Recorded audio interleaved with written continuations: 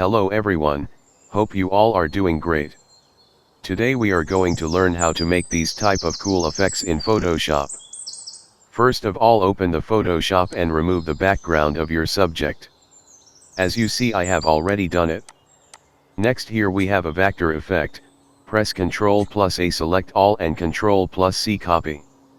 Now Ctrl+V to paste the effect here. Adjust the size of the vector. You can download these type of stylish vector from Google. Press the Ctrl and click on vector layer, hide the vector layer. Now, select the subject layer and press this mask button. Select the brush tool, make sure the foreground must be white. And brush over the subject.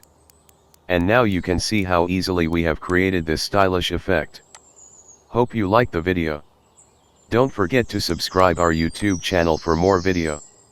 Thank you for watching our video. See you in the next video.